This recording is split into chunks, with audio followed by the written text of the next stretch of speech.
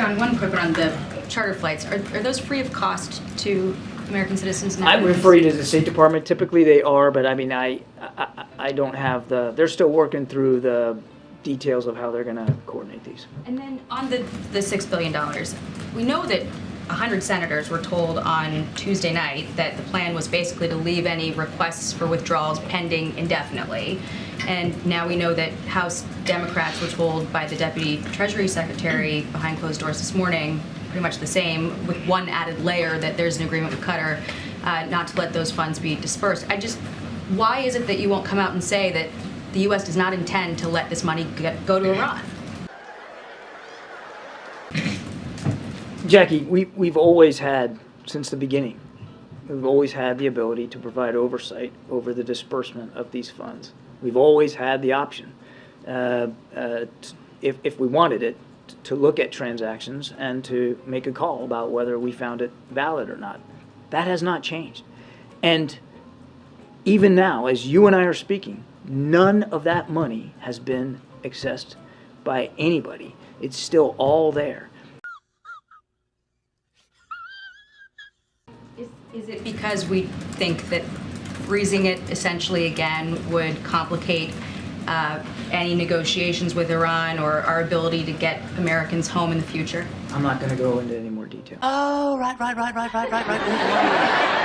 Okay, and then on the overland and by sea and by land efforts, I guess why is it that we find ourselves in so many situations trying to get Americans out, and that it's largely happening, not through a government effort, but we're telling, civilians to find their way across a border in a war zone.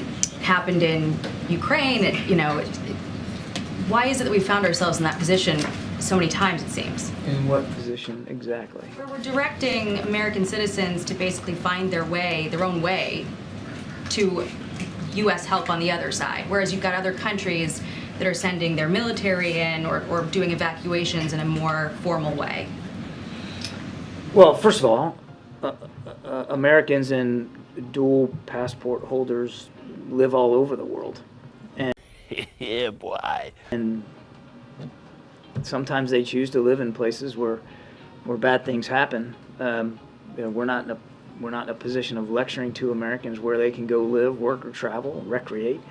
Number two, they don't have to tell us that they're there. So sometimes it's really hard to get a sense of what the population is. In places like Israel, there are a lot of Americans. Come again.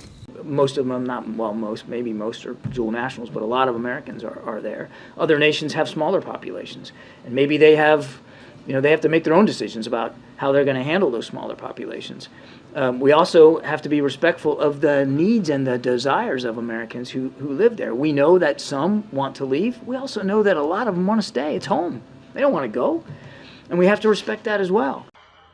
Hush up, boy. So we tailor the approach based on what's going on and what's going on geographically inside a country, because some parts of countries that are in distress are safer than others and people are less likely to want to go. You have to take all that into consideration.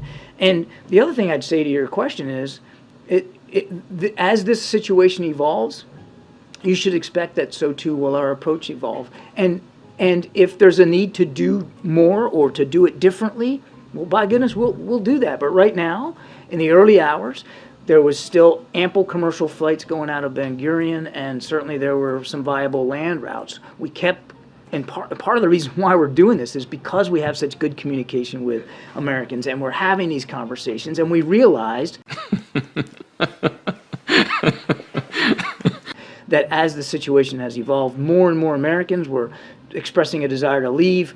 And because not all carriers are working out of Ben Gurion, this made sense as the next best move. If we have to adjust it, we absolutely will. Blah, blah, blah, blah. On the Day of Jihad, are we doing anything to fortify, I guess, the U.S. against any potential activity against Americans, domestically or abroad, given the calls for a Day of Jihad and your statement yesterday that now is not the time to go back and look at any intelligence gaps? is it the time, being that tomorrow is supposed to be this day of jihad? What I meant by yesterday was we're focused on making sure that our intelligence sharing with the Israelis is as sharp and as good as possible for the operations that they are in.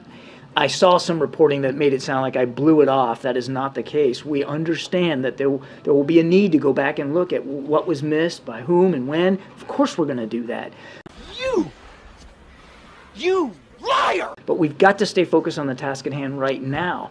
And as for your second question, absolutely, we are constantly in touch with local law enforcement, state and federal officials across the country to make sure that we are as vigilant as we can be to be able to identify and disrupt any threats to the American people. We're absolutely going to stay focused on that. Ladies and gentlemen, I think my brain just committed suicide.